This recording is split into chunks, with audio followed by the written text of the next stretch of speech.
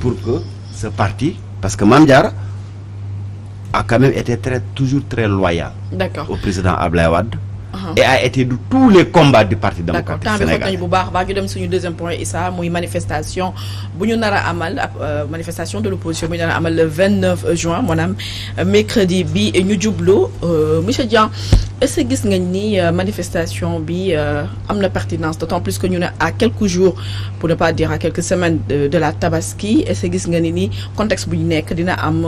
succès même su fekkee ni ñu bari waa comment dire société civile bi wax ne dina prêter main forte su fekkee dañ ko interdire est-ce que gis nañ ni contexte bi ñu nekk jar na tenir ay manifestations.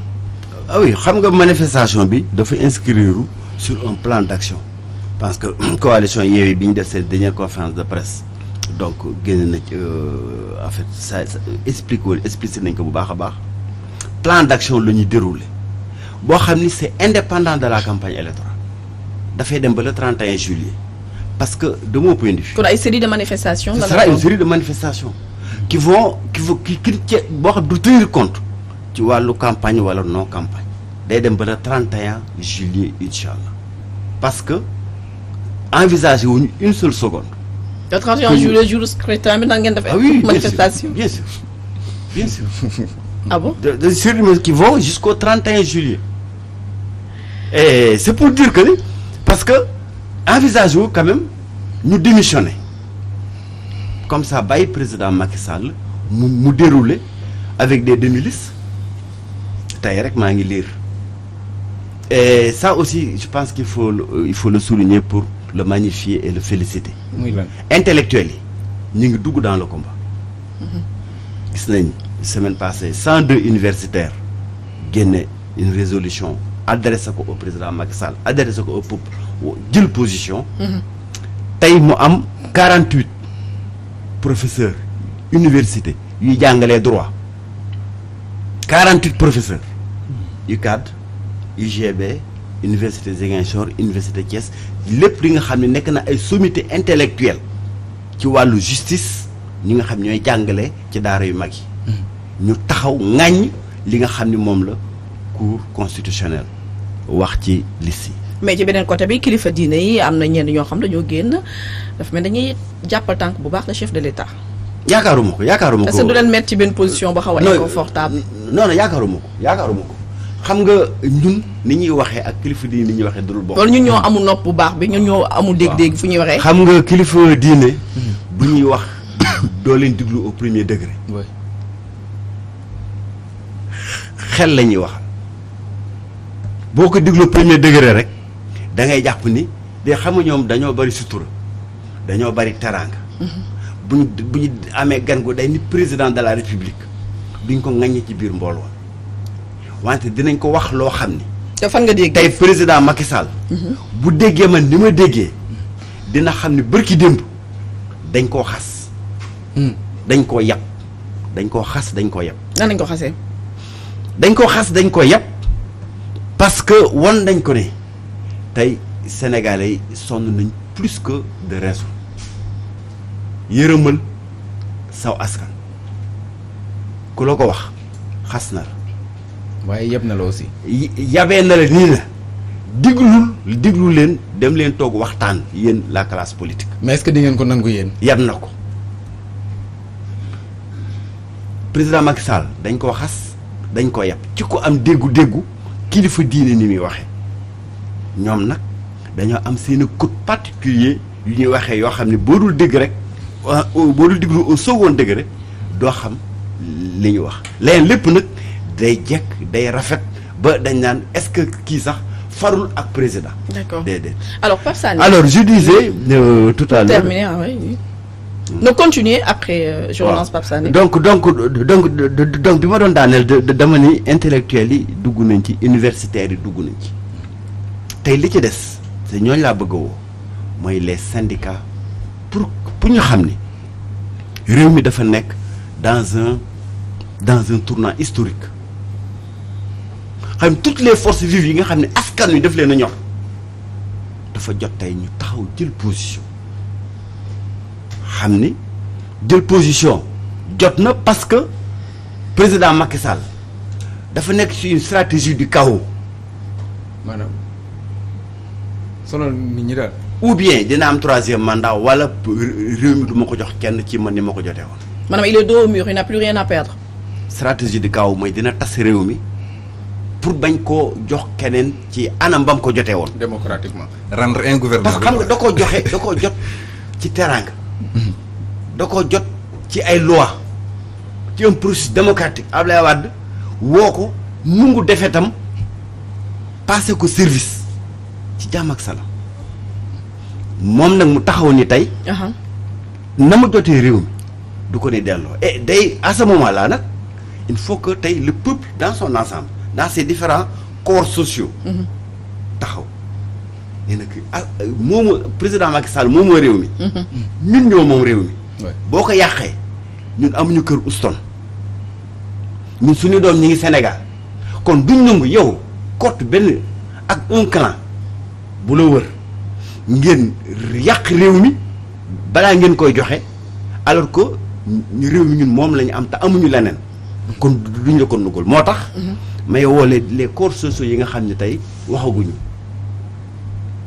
mais les syndicats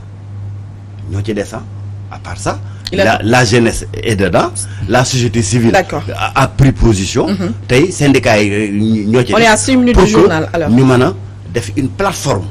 nationale boo xam ni day jàkkaarloo ak président Macky Sall pour mu teg message bi jàll na sama ba question dama koy adressé Pape Ndiaye Pape Sané est-ce que gis ngeen ne ñu njëkkee ci wax droit d'année ñu njëkkee ci Pape Sané est-ce que gisoo ni instant yi nii les membres de la coalition Yewwi dañoo nekk di exposer ils sont en train d'exposer Ousmane Sonko pourquoi je m'explique Sonko dafa am lu muy incarner benn idéologie instant yi ça dépasse même le Sénégal je peux même dire c'est toute l'Afrique de l'Ouest est-ce que exposer ko weesuwul di ko imposer je ne peux pas imposer sur ses intentions dem ci manifestation bu le 29 bi di naan soit ñuy rey ma ci wala ñu jàpp ma ci. mais est-ce que c'est pas trop risqué. Ben écoute c'est relatif ah xam nga sénégalais culturellement dafa gëm njiit le sénégalais culturellement moo gëm njiit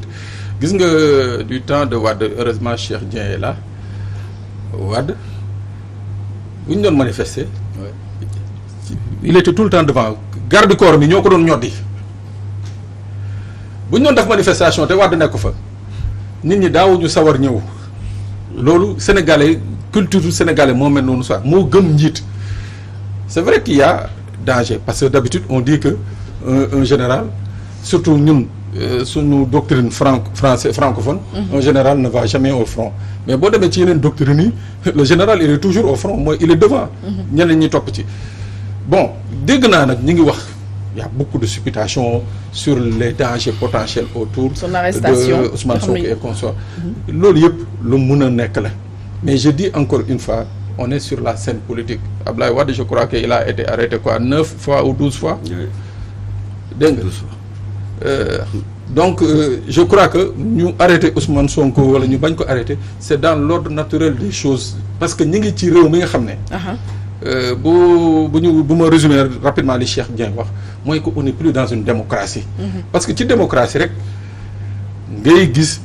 nit ki di exercer son droit constitutionnel ñi bàyyi ko mu exercer ko d'accord mais nag buñ demee ba nga xam ne lii fi doon xew dans les années 70 80 90 sax tane na woon c'est-à-dire ay député ay ministre ñu leen di jàpp di leen dóor di damm seen i bëñ di leen séquestrer di leen fekk ba biir université di leen dóor su dee loolu la ñu bëgg a revivre nag je crois que ce pouvoir là le président en tête am na benn waaye bi nga xam ne li mu doon wax maa ngi koy bëgg a gëm mooy que le traumatisme de mars 2021 ba léegi dafa des seen bopp te gis nga xam nga lu bon ci dëkk mooy ay njiit yi nga xam ne ils sont dans la revanche ils sont dans le complot ils sont dans la sournoiserie baaxul ci réew il a été élu démocratiquement wax fa dëgg yàlla buy dem daal nañu joxal sunu réew mi démocratiquement ba ñu laisser dans un chaos. waaw man de lu gàtt rek lay daanele muy ñaari mbir bi si jiitu mooy ñii ñi ngi leen di toppee manifestation non autorisée alors que la manifestation n'a pas eu lieu donc est-ce que waruñu leen sax yoon jiñ tentative mu tane sax parce que jotuñoo yegg ci manifestation. wala maanaam intention yi léegi dañ ci jàpp ni intention dañ ci jàpp ni de participation à une manifestation la manifestation bi jotul te même bu manifestation bi ñoom jotuñoo faa yegg au lieu ñu toppal tentative mais loolu day wane tamit maanaam jumte gi am ci tuuma yi ñu teg seen kaw ñaareelu mbir bi mooy pour par rapport ak perspective Ousmane Sonko le 29 perspective bi man daal damay la répétition est pédagogique le cadre juridique bi nga xam ne Sénégal moo régir les manifestations publiques li mu wax c'est très clair ñaari mbir la benn bi mooy bu fekkente ne da ngaa décider manifestation loi bi nga xamante ne moom mooy wax ci wàllu manifestation tuddul la moo autorisation moo déclaration la wax bu teelee ba teel 15 jours avant bu yéexee ba yéex ñetti fan après ñaareelu mbir bi cette même loi là moo ne yow commissaire boo ñëwee di interpeller ay nit yu nekk ci manifestation la première mënoo ñëw rek jàppaleen la première chose mooy da ngay def sommation boo xamante ne bu dee guddi la signal lumineux ngay def bu dee bëccëg nga utiliser haut-parleur wax ak ñoom une première sommation bu ñu dispersé wul nga defaat une deuxième sommation bu ñu dispersé wul nga soog a def leneen looy mais fii dañuy ñëw rek procéder à des arrestations loolu c'est une violation flagrante de la loi lii ma leen wax ne ku ko bëgg a gis boo demee ci article 96 code pénal di nga fa fekk loi yëpp yi wax ci régime déclaratif bi yi wax ci procès interpellation yi naka la ko commissaire yi ak lépp war a defee bu ñu respecté loi moom respecté texte yi du ñu am benn problème d'accord Issa waaw non li ma bëggoon laaj rek mooy déjà ci mbir moomu sax est-ce que jotul tey nag mu am protection wu ñenn ci ñi nga xam ne dañ leen a fal takkal leen ay ndomba tànk mais beneen question bi ci des aussi c'est un peu le contraire mooy est-ce que jotul aussi xëy na mu am ñoo xam ne war nañ di lay mën di toppi bokk na ci ñi nga xam ne ñoo toogee wàllum yoon ak ñeneen. alors d'abord ci li mu wax léegi sama dernier post Facebook. je parlais du délit d'intention. kuñ ci arrêté même boo amee looy avouer. tu avoues l'intention que tu avais de vouloir participer à une marche. Délit d'intention amul dans notre code pénal. Non du tout l'intention kay kenn du ko. alors est-ce que jotul ñu protéger Ousmane Sonko suñuy nit suñuy leader d'abord. Les leaders sont protégés. non même l'état laay wax docteur nga baal ma foofu l'état laay wax maanaam ñu teg fi loo xamante ne dina protéger les maires Pape Ndiaye mi ngi ko doon wax semaine passée mais dafa ñëwaat sama xel wala ak les députés consorts parce que députés yi xëy na immunité parlementaire la ñu wax mais malgré que loolu voilà ñu gis ñu leen ça signifie que déjà li nga sur les maires effectivement il y avait un projet de statut du maire kooku président Macky Sall moo ko bloqué mais depuis 4 ans donc ministère de la collectivité territoriale donc entamé woon na ko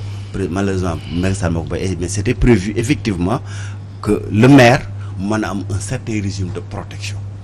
ak mu mën a am des facilités donc ci wàllu tukkee wàllu voyage ak yooyu